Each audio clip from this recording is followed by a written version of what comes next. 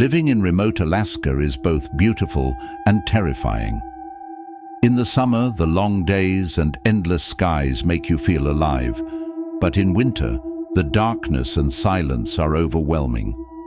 It is during these long, cold months that I feel most alone.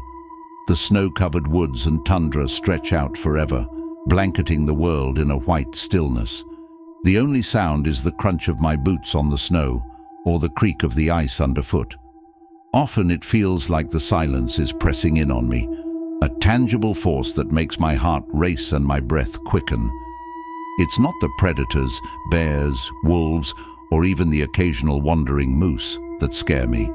It's the desolate emptiness. I live in a small cabin miles away from the nearest town. It is a simple place, with just enough to keep me warm and fed through the harsh winter. One night, the silence felt different. It was heavier, more oppressive. I sat by the fire trying to read, but I couldn't concentrate. I kept glancing at the windows, half expecting to see something staring back at me, but there was nothing, just darkness. I decided to go to bed early, hoping sleep would come quickly, but as I lay there, wrapped in layers of blankets, I couldn't shake the feeling that I was being watched. I told myself it was just my imagination, the isolation playing tricks on me, but the feeling persisted. The next morning, I found tracks in the snow around my cabin. They weren't animal tracks, at least not any animal I was familiar with. They were large, almost human, but with a strange, loping gait. They circled the cabin, coming close to the windows, before disappearing into the woods. I tried to tell myself it was nothing, maybe a hunter or a trapper passing through, but deep down, I knew that wasn't right. The tracks were too strange, and no one would be out here in this weather without making themselves known. For the next few days, I couldn't shake the feeling of being watched. I went about my chores, but I was always looking over my shoulder, expecting to see something, or someone, lurking in the shadows. The silence of the woods seemed more oppressive. The emptiness felt suffocating. One evening, as the sun was setting, I decided to follow the tracks. I bundled up in my warmest clothes, grabbed my rifle, and set out. The tracks were faint now, covered by a light dusting of snow, but they were still visible.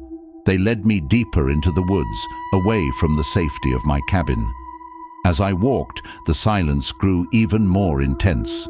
My heartbeat and breath were deafening in the absence of any other sound. I tried to stay calm, but fear was gnawing at the edges of my mind. What if I got lost? What if I didn't make it back before dark? The tracks led me to a small clearing where they abruptly stopped. There was no sign of what had made them, no indication of where they had gone. It was as if they had simply vanished. I stood there, my breath forming clouds in the freezing air, feeling more alone than ever. As I turned to head back, I saw it. Just at the edge of the clearing, half hidden in the shadows, was a figure. It was tall and thin, with long, bony limbs. Its eyes were dark, hollow pits, and its mouth was a twisted, toothless grin. It was watching me. I froze, my heart pounding in my chest. The figure didn't move. It just stood there, staring. I slowly raised my rifle, my hands shaking, but as I did, the figure melted back into the shadows, disappearing as quickly as it had appeared. I ran back to the cabin, not caring about the noise I made or the tracks I left behind. The silence was no longer empty. It was filled with the echo of my fear. I bolted the door behind me and sat by the fire, clutching my rifle, waiting for dawn. The next day, the tracks were gone, covered by a fresh layer of snow. The figure never appeared again, but the fear remained. The silence of the Alaskan winter, once a companion, had become a constant reminder of my vulnerability. The desolate emptiness, once a source of solace, was now a haunting presence that made me question my sanity. Before we get into the next story, if you're here for the first time, please make sure to subscribe to our channel and press the bell icon for upcoming scary stories. We need your support. Please share these stories with your friends and family.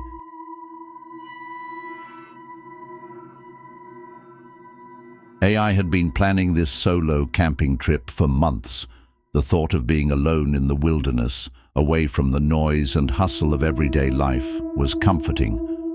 I packed my SUV with all the essentials: a tent, sleeping bag, food, water, and of course a couple of bottles of wine. As I drove deep into the forest, I felt a sense of peace wash over me. The trees were tall and thick, and the air was fresh and crisp. I found a perfect spot by a small clearing with a view of the starry sky. Setting up camp was easy. I pitched my tent, laid out my sleeping bag, and gathered some firewood. As the sun began to set, I lit a small fire and opened a bottle of wine.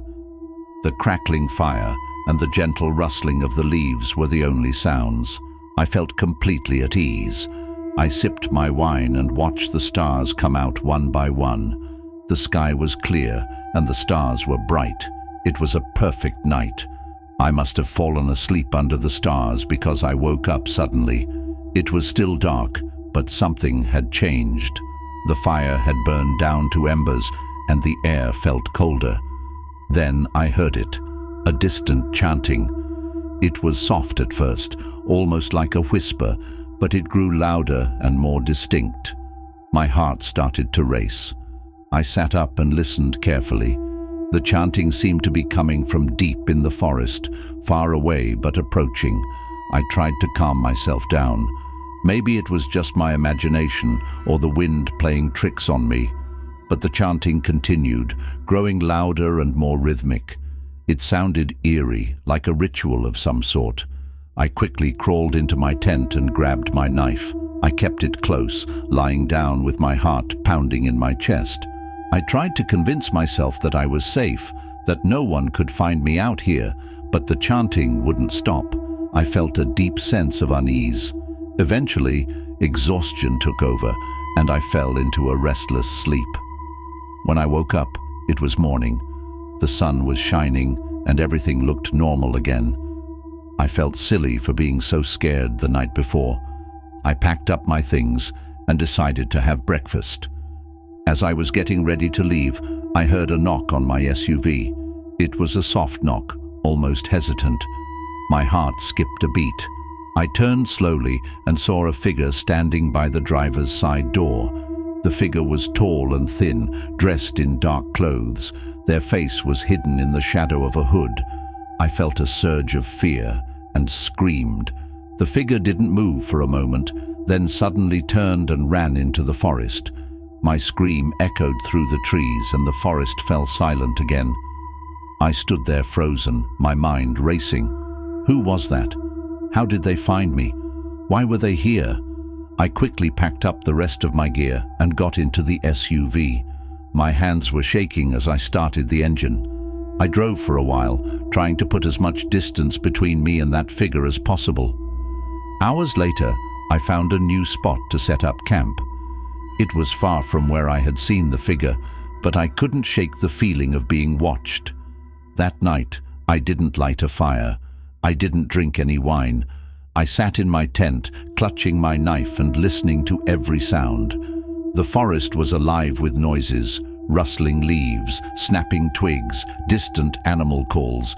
Every sound made me jump. I barely slept, my mind replaying the events of the day over and over. Who was that person? How did they get so close without me noticing? And what was that chanting? The next morning, I decided to leave the forest. The peace and solitude I had sought were gone, replaced by a constant sense of fear. As I packed up my tent for the last time, I noticed something on the ground near my campfire. Footprints. They were large and deep, leading from the forest to where I had been sleeping.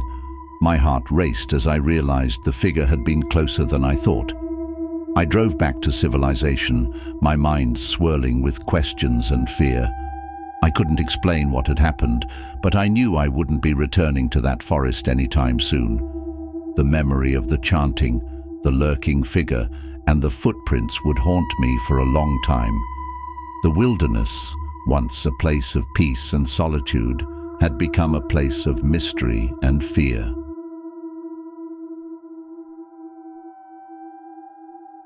It was late November when I decided to head out into the Alaskan wilderness. I had always been drawn to the solitude and beauty of the snowy landscape. This time, I planned to spend a week alone in a remote cabin far from civilization. The thought of being alone, surrounded by the vast frozen wilderness, excited me. I set off early in the morning, my backpack filled with supplies. The air was crisp, and my breath formed clouds in the cold air. The snow crunched under my boots as I made my way through the forest. The cabin was about a day's hike from the nearest town, and I had mapped out my route carefully. As the day went on, the sky grew darker, and the temperature dropped. The forest was eerily quiet, with only the sound of my footsteps and the occasional rustle of branches. I finally reached the cabin just as the sun was setting. It was a small wooden structure, half buried in snow. I pushed the door open and stepped inside. The cabin was cold and dark. I quickly lit a fire on the small stove and unpacked my supplies. The flickering light from the fire cast shadows on the walls, and the warmth slowly began to seep into the room. I felt a sense of peace as I sat by the fire, listening to the crackling of the wood. That first night, I slept soundly, the silence of the wilderness wrapping around me like a blanket. The next morning, I woke up early and decided to explore the area around the cabin. I put on my heavy coat and gloves and stepped outside. The landscape was breathtaking. The snow-covered trees sparkled in the sunlight, and the air was so clear it felt like I could see for miles. I spent the day wandering through the forest, enjoying the solitude and beauty. As the sun began to set, I headed back to the cabin. As I walked, I noticed something strange. The forest seemed different, almost like it was watching me. I shook off the feeling and continued on my way. When I reached the cabin, I felt a sense of relief. I quickly went inside and lit the fire. That night, I couldn't shake the feeling that something was wrong. The silence felt oppressive, and I found myself straining to hear any sound. The shadows cast by the fire seemed to move, and I felt a chill that had nothing to do with the cold. I told myself it was just my imagination and tried to sleep. The next morning, I woke up feeling uneasy. I decided to stay close to the cabin and spent the day chopping wood and gathering supplies. As the day went on, the feeling of being watched grew stronger. I kept looking over my shoulder, but there was nothing there. As night fell, the feeling of dread intensified. I sat by the fire, trying to read a book, but I couldn't concentrate. Every creak of the cabin, every gust of wind made me jump. I felt like I was being watched, but I couldn't see anything. I decided to go to bed early, hoping that sleep would take away the fear. As I lay in bed, I heard a faint sound, almost like a whisper. I strained to listen, but the sound faded away. I told myself it was just the wind and tried to sleep. In the middle of the night, I woke up to a strange sound. It was a low, rhythmic thumping coming from outside the cabin. I lay in bed, frozen with fear, listening to the sound. It grew louder and closer, and I felt my heart pounding in my chest. I got out of bed and slowly made my way to the window. I pulled back the curtain and looked outside. In the moonlight, I could see a figure standing in the snow just at the edge of the forest. It was tall and thin, and it seemed to be staring directly at me. I stepped back from the window, my heart racing. I didn't know what to do. The figure didn't move. It just stood there, watching. I felt a wave of fear wash over me. I quickly grabbed my flashlight and shone it out the window. The figure was gone. I stood there, shaking, trying to calm myself. I told myself it was just my imagination, that there was nothing out there, but deep down, I knew something was wrong. I felt a sense of dread that I couldn't shake. The next day, I decided to leave the cabin. I packed my things and set off early in the morning. As I walked through the forest, I couldn't shake the feeling of being watched. Every sound, every shadow made me jump. I walked quickly, my heart pounding, until I finally reached the town. I felt a sense of relief as I saw the lights of the houses. I knew I was safe. I never went back to that cabin. The experience left me with a deep sense of fear. The wilderness, once a place of beauty and solitude, now felt like a place of danger and dread.